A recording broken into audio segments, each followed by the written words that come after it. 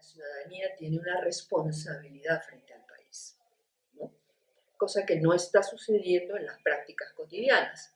La ciudadanía en muchos países, y especialmente en Perú, todo le piden al gobierno, ¿no? Todo le exigen al gobierno. Ahora también los médicos, todo el mundo le hace manifestaciones para que les suban el sueldo, ¿no? Sin tomar en cuenta la situación económica del país, ¿no? Entonces, tú sientes a un movimiento ciudadano, ¿no?, que lo que quiere es mejorarse individualmente y no está pensando en mejorar la sociedad en lo que sea posible y de plantearse más bien un futuro, un proceso, ¿no? Yo lo que les decía a las chicas de ahora, ¿no? El proceso de cómo se va caminando es fundamental en la comunicación, de cómo comunicas y qué resultados tienes, qué cosas se aplican, qué no se aplica, entonces renovar, retomar eso, entonces tú así vas poniéndote, ¿no?, a la luz de lo que va ocurriendo y de lo que es posible hacer, porque tampoco le vas a pedir a la gente que haga transformaciones gigantescas, ¿no?, sino toda esta idea de proceso de transformaciones es importante. Profe Rosa María, en ese sentido, ¿cuál cree usted que es la relación que tienen los medios de comunicación con la ciudadanía?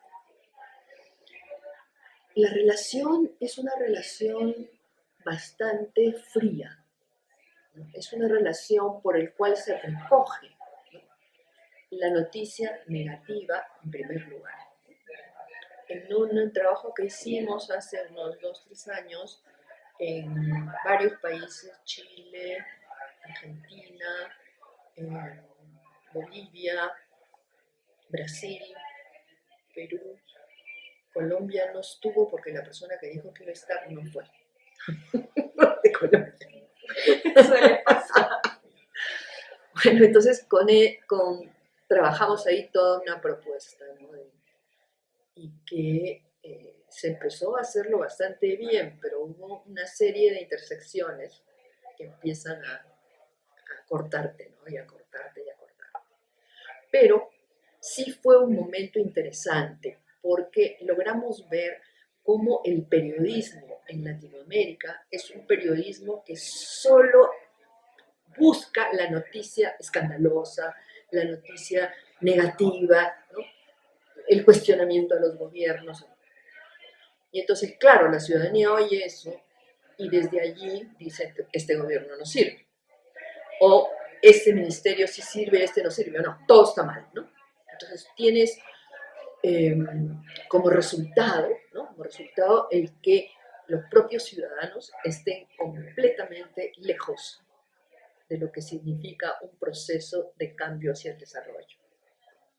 Entonces, ahí nosotros encontramos muchos temas y, como verán mañana, he hecho un trabajito ahí más o menos sencillito sobre qué cosa es desarrollo, ¿no?, qué cosa es desarrollo y los aspectos que tiene el desarrollo, ¿no? Entonces, cómo tiene lo social, lo cultural, lo económico, lo político. Y cada uno de esos tiene subtemas, ¿no? Entonces, después de eso tú tienes que decir cuál es la ubicación de la comunicación. Entonces, la comunicación en ese sentido tiene que conocer todo eso, pero también tiene que tratar de buscar cómo se podría mejorar y cómo se podría unir un punto con el otro, con el otro, con el otro, para ver cómo se sale adelante, ¿no? Entonces, esa línea de trabajo todavía no ha sido muy aplicada. Recién la estamos trabajando en Perú, ¿no?, y en otros países ni se toma. Entonces, en ese sentido, podríamos decir que los medios de comunicación no incentivan la construcción de ciudadanía. Así es. Así es. Ni la responsabilidad de la ciudadanía. Por eso es que en mi país no hay comunidades de ningún tipo. Entonces, el individualismo es muy fuerte. Hace poco a mí me robaron en mi casa, y mi casa está en el primer piso. Un escándalo que se ha hecho en un edificio de 4 pisos con 6 casas, nadie hizo nada cuando hicieron una especie de serrucho eléctrico y han roto la puerta, por eso han entrado a mi casa, robaron todo lo que pudieron.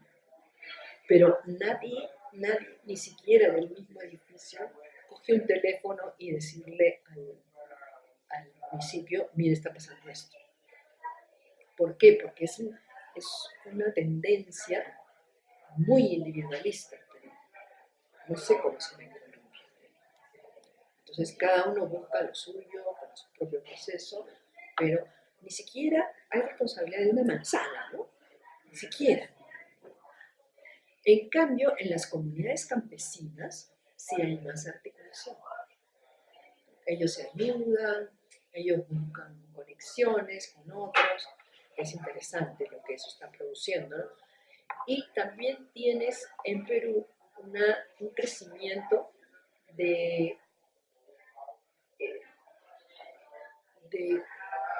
una serie de empresas, ¿no?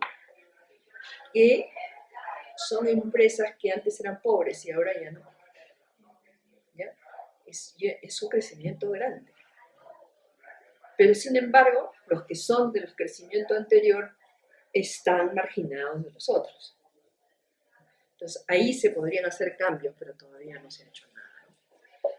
Pero ¿usted cómo cree que se puede conjugar lo público y lo privado en los medios de comunicación? Desde la experiencia peruana, ¿cómo se conjuga eso? Es que hay muchas cosas que son privadas, pero que tienen una necesidad pública. Que te digo, por ejemplo, la violencia contra las mujeres, contra los niños y las niñas, que hay un montón en Latinoamérica. Entonces, eso es muy importante tomarlo en cuenta, pero no quedarte en el hecho, sino decir, miren, en tal caso se hizo de otra manera, ¿no? Una guardia, un tipo de trabajo, una empresa que se dedica a defender a las instituciones o a las localidades, etc. Pero entonces, eso, en una sociedad tan individualista, el tema de la comunicación, por más que la hagas buena, si no rompe con lo otro, va a ser bien difícil. Bien difícil. Por eso hay que pensar en procesos más largos de cambio. Y hay que tratar de manejar qué cosa primero, qué cosa después. Ahora, por ejemplo, cuando la gente decía cosas y salían en los medios, la gente se sentía persona importante y responsable. Pero eso fue todo un trabajo hecho por Calandria, por esa institución, pero llegó un momento en que vino la crisis económica, no teníamos ningún trabajo posible de hacer, entonces tuvimos que recurrir a los trabajos chiquitos, ¿no? Entonces ahí también hay un problema de la sociedad civil, ¿no? Que tomó un momento de procesos de cambios en todos estos campos que decíamos, ¿no? Lo social, lo político, cultural, lo económico, pero que no tuvo el efecto suficiente por la caída que hubo en términos económicos. La economía afectó todo lo que era la sociedad civil. ¿Cómo hacemos nosotros para ser veedores? Sí, veedores ciudadanos. ¿Cómo podríamos hacer? Hay que ver si son veedores ciudadanos de algo o si son veedores de los ciudadanos. Porque ambas cosas son importantes. Es bien importante conocer a la ciudadanía, los problemas que tiene, lo que siente y lo que imagina como positivo. Eso, por ejemplo, es bien importante. Y también los otros aspectos, que son varios, que tú puedes ir haciendo como quien hila algo, ¿no? Que va hilando de aquí y de allá y vas encontrando caminos nuevos y salidas. Y por último, ¿usted cree que si Colombia firma el Tratado de Paz, cambiaría la concepción de la ciudadanía en este país? Yo creo que sí. Pero depende de cómo es el trabajo de paz, el proyecto. ¿No? Hay que verlo. Así no, porque existe, no sabemos si es bueno o no es bueno. ¿No? Y lo que debería ser siempre es que tú creas uno y lo aplicas 3 meses y lo evalúas. Si lo evalúas, entonces puedes empezar a reajustar. Y cuando empiezas a reajustar, empiezas a volver con la gente a ver cómo la está viviendo y todo eso, y entonces ahí retomas ya las propuestas, ¿no? Las propuestas de cambio más generales. Entonces, todo cambio es un proceso. Es un proceso con problemas, ¿no? Pero también con aciertos. Entonces tú tienes que reconocer los problemas, porque generalmente, por ejemplo, se dice, yo he hecho tal cosa y no, y todo fue maravilloso, y no fue así, ¿no? Tenía problemas, ¿no? Yo creo que, porque uno le teme, porque se divide entre lo bueno y lo malo, ¿no? Cuando lo bueno tiene a veces de malo y lo malo también tiene de bueno, ¿no? Y, qué sé yo, hay que mirar, pues, la complejidad de lo que ocurre, de lo que se puede identificar y promover transformaciones, ¿no? Que era una de las cosas que yo cuando estuve en Medellín casi me asesino a los profesores. Porque yo les dije que uno de los que estaban discutiendo sobre un observatorio. Entonces ya pues habían hecho un montón de observatorios y ahora decían otra vez observatorio. Entonces yo calladita, estaba invitada, ¿no? Calladita, entonces levanté mi mano y dije, ¿observatorio para qué? Porque si el observatorio es solamente para saber qué cosa está pasando, ¿para qué hay observatorio? Tiene que ser un observatorio que te permita identificar los problemas y que te signifiquen hacer una evaluación de cuáles son los elementos más importantes. ¿Con qué vas a empezar? ¿Con qué vas a seguir? Y cosa que además en la práctica los tienes que ir reajustando, ¿no? Pero tú no puedes, en una visión teórica, aplicarlo en la práctica, porque la práctica es siempre un proceso más complicado. Es decir, que la ciudadanía realmente se construye en la práctica, es un proceso práctico que muchas veces en la teoría nos dicen como la ciudadanía ideal, pero realmente sabemos si somos ciudadanos o entendemos la ciudadanía cuando la ejercemos. No solamente tiene que ver con el tema, por ejemplo, que hablamos nosotros alguna vez de tener un documento de identidad, sino claro. de ir más allá, de participar, de estar, de ser veedor también. Pues entonces es algo más activo. Una cosa que yo creo que sería interesante empezar a hacer, seguramente que alguna persona lo digo me va a pegar, hay que trabajar con la gente que está en las huevas, ¿no? ¿Por qué hay ciudadanías así? Ciudadanías que roban, ciudadanías que más que roban, entran hasta las empresas a llevarse la plata, ¿no? En una sociedad que siempre se ha puesto lo económico como el eje central del desarrollo. Entonces, la gente busca la plata, pues. Entonces, la cantidad de robos que hay, a mí, por supuesto, esto que me robaron en mi casa, fue patético. Las computadoras se llevaron. Casi muero.